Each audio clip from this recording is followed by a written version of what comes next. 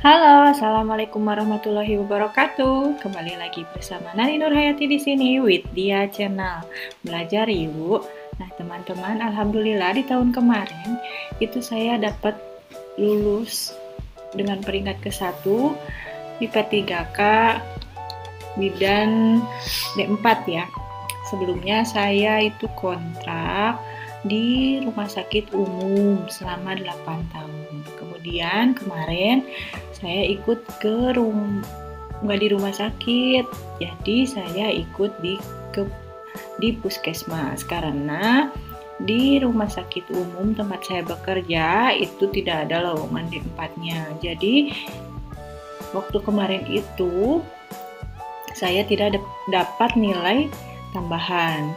Tapi alhamdulillah dengan belajar ya, saya dapat nilai peringkat ke-1 yaitu 575.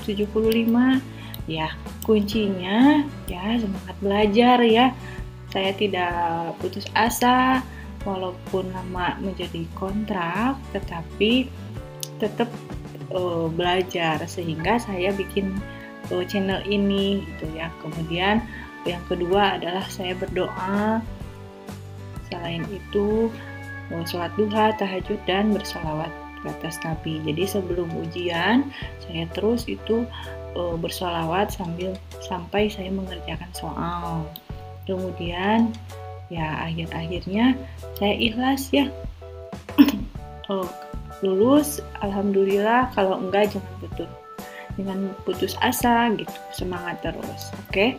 Terus teman-teman kalau mau soal materi, terus soal-soal yang keluar di tahun kemarin yang lebih banyak lagi dari channel yang saya buat, boleh email ke diachannel34@gmail.com.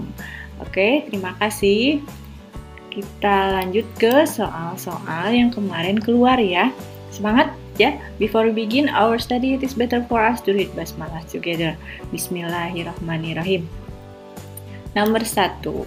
Seorang perempuan usia 28 tahun, G3 P1A1, hamil 30 minggu, datang ke bidan praktek mandiri.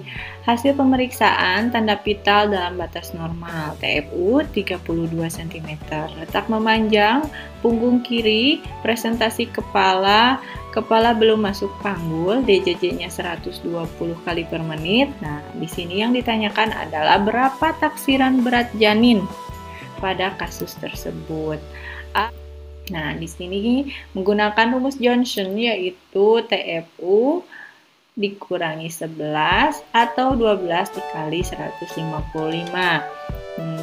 TFU-nya berapa? TFU-nya 32 dikurangi 11 karena di sini belum masuk panggul ya.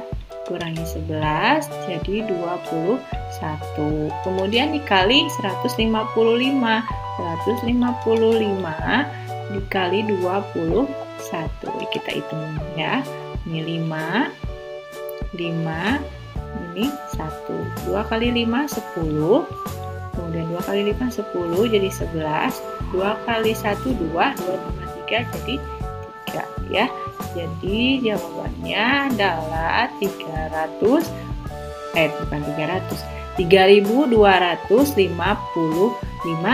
gram. Ada yang B. Lanjut nomor 2.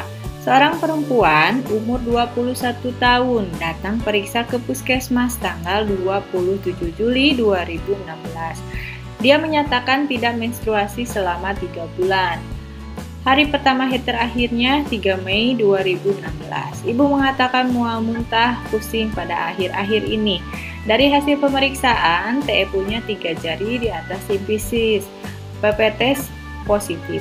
Berapakah umur kehamilan ibu pada saat pemeriksaan tersebut? Nah, di sini untuk menentukan usia kehamilan.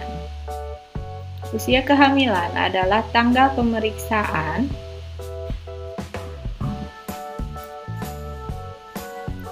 dikurangi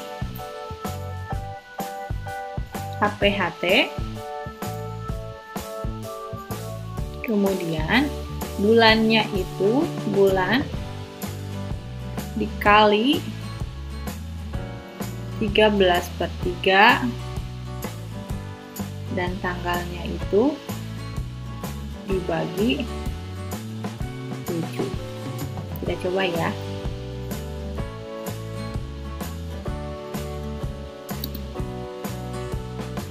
Jawabannya itu 11 minggu 5 hari. Nah, usia tanggal pemeriksaan. Tanggal pemeriksaannya Ibu datang tanggal 27 Juli. Berarti bulan 7. 2016. Kemudian hari terakhirnya 3 Mei bulan 5 ya, 2016. Kita kurangi tahun dan 0 ya. 7 kurangi 5 jadi 2. 27 kurangi 3 jadi 24. Nah, untuk bulan dikali 13/3. Jadi 13 kali 2, yang 2 ini ya, berarti 6, 2 kali 1, 2. Dibagi langsung di sini aja, bagi 3. Jadi berapa? 8 ya. Kemudian ini 24, yaitu lebih 2. Ini 8 minggu lebih 2 hari. Nah, ini 24 dibagi 7 karena hari dibagi 7 supaya ke minggu ya.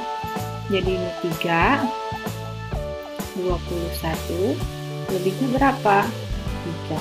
Jadi 3 minggu lebih 3 hari. Kita masukkan ke sini, jumlahkan 3 minggu lebih 3 hari.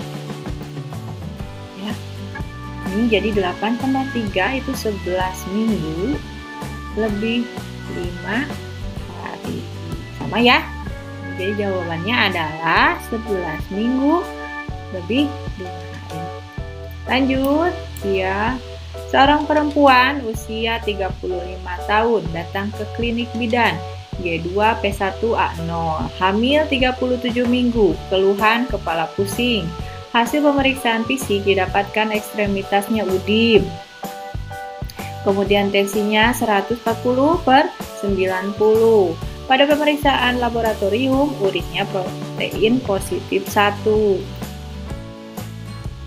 Apakah diagnosa yang tepat pada kasus tersebut? A. Eklamsi, B. Hipertensi esensial, C. Preeklamsi berat, D. Preeklamsi ringan, E. Hipertensi. Nah, di sini poinnya adalah kepala pusing, udim ya pada kaki, tensinya tinggi dan protein positif 1. Kalau eklamsi itu kejang. Ini kejang ya. Oke, jawabannya adalah kalau positif 1 adalah PER. Eklamsi ringan. Lanjut.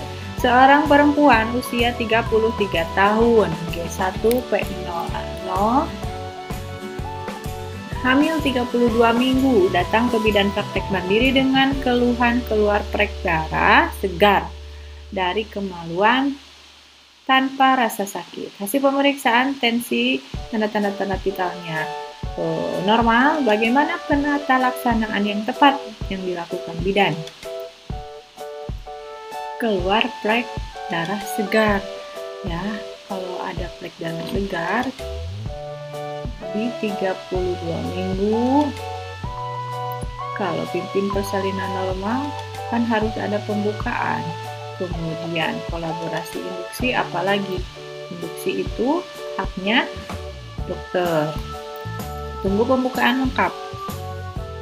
Bisa ya,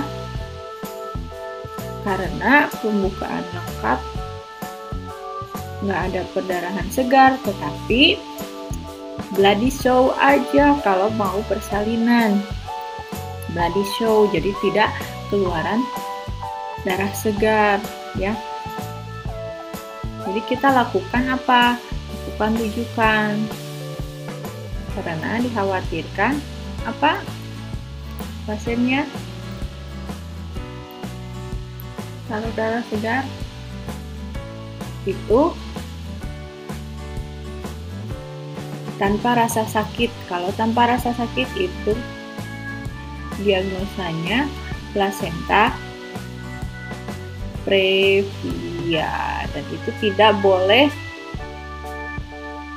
dilakukan pemeriksaan dalam, ya, tidak boleh. Jadi kita lakukan rujukan. Lanjut. Seorang perempuan G2P1A0 umur 28 tahun, umur kehamilan 8 minggu, datang ke rumah sakit bersalin untuk memeriksakan kehamilan pada kunjungan pertama dengan keluhan mual muntah, pusing dan lemas. Tensinya 100/80, berat badan 49 kg, lingkar lengan atasnya 23,5 cm. Kapan waktu yang tepat kunjungan antenatal berikutnya? Nah, udah langsung ada ya. 8 minggu berarti dia usia 2 bulan. Jadi, waktu yang tepat itu adalah 1 bulan berikutnya untuk pemeriksaan. Normal ya, kecuali dia ada keluhan. Keluhan mual muntah itu di awal kehamilan adalah pada trimester pertama, itu adalah ketidaknyamanan ya, mual muntah. Jadi kunjungan berikutnya adalah 4 minggu kemudian atau 1 bulan.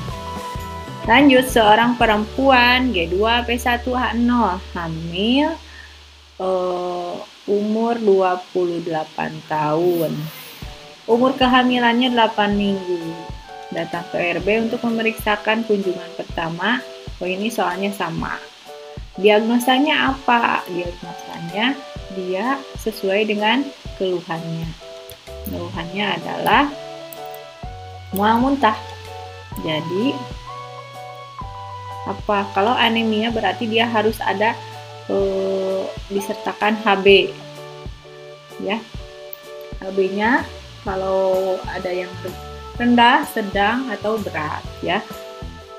Anemia defisiensi besi, soal tidak disebutkan. Kemudian kek lilanya itu 23,5, itu normal ya, jadi bukan. Kemudian hiperemesis mual muntah berlebih ya. Nah, kalau yang hiperemesis itu ada bau asetonia biasanya di soalnya. Jadi yang paling tepat adalah yang A, yaitu emesis gravidarum. Seorang perempuan umur 25 tahun, hamil pertama, kemudian usia kehamilannya 12 minggu, datang ke klinik. Ia mengeluh mual pada pagi hari, nafsu makan berkurang. Diperiksa tensi 100/70 dan kondisinya itu baik. Apakah saran yang tepat untuk mengatasi keluhan ibu? A. Minum hangat saat bangun pagi. B. Melakukan olahraga pagi hari. C. Minum susu pada pagi hari. D. Minum vitamin anti mual. E. Ibu istirahat yang cukup. Di sini adalah keluhannya mual pada pagi hari.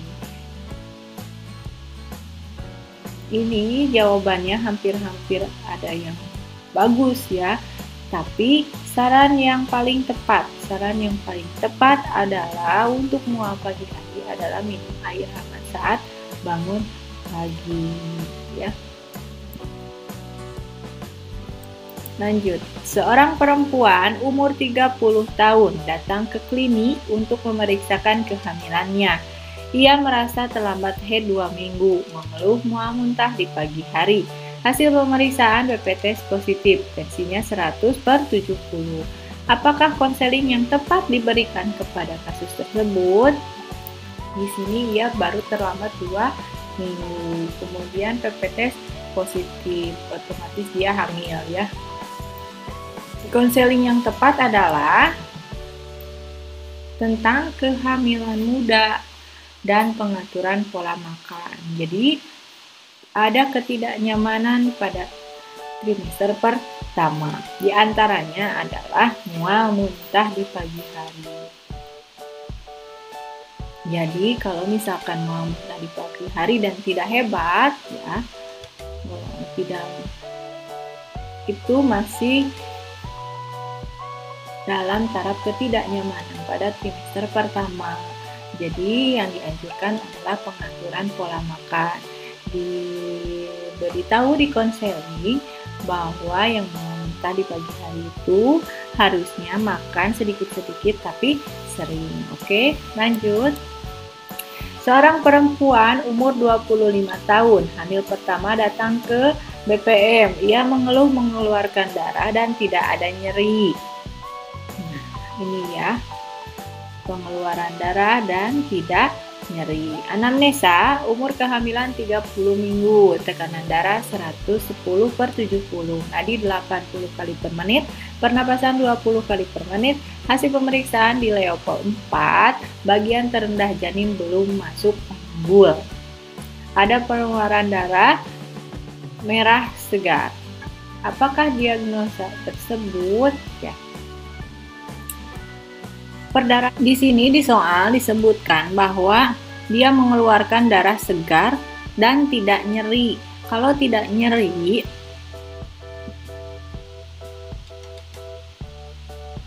itu masuknya ke plasenta previa. Kalau misalkan dia nyeri, itu masuknya ke solusio plasenta. Jadi perbedaan antara solusio plasenta dan plasenta previa adalah nyeri dan warna darahnya, ya. Di sini tidak nyeri dan warna darah merah segar. Apa plasenta previa? Itu plasentanya di bawah menghalangi jalan lahir. Dia berada di pinggir juga bisa. Marginalis ya. Kalau biasa marginalis, kalau dia infardu kadang juga bisa normal. Bisa terdorong oleh pembukaan kepala turun. Kalau solusio plasenta itu darahnya darah kecoklatan dan ada nyeri. Nah, kalau solusio plasenta kita lihat dulu, kalau misalkan dia pembukaan lengkap, DJJ bagus, ya lahir normal. Kalau misalkan di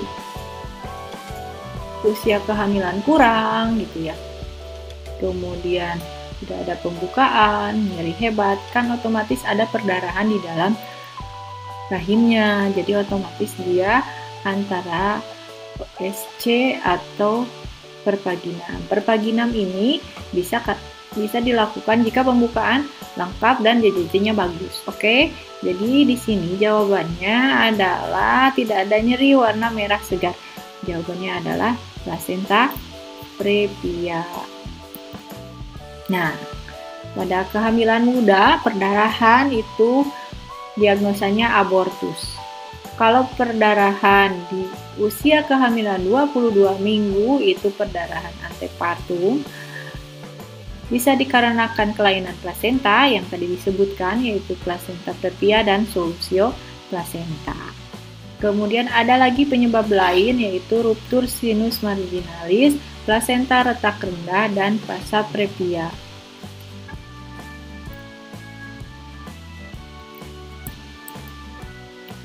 Seorang perempuan usia 23 tahun, hamil pertama, umur kehamilannya 12 minggu. Datang ke bidan praktek mandiri dengan keluhan mual muntah, nafsu makan menurun, sering kencing, dan ibu khawatir terhadap kehamilannya. Hasil pemeriksaan keadaan umum ibu baik. Suhunya 36,5 derajat Celcius, tekanan darah 100/60, pernapasan 20 kali per menit, nadi 82 kali per menit, turgor kulitnya baik.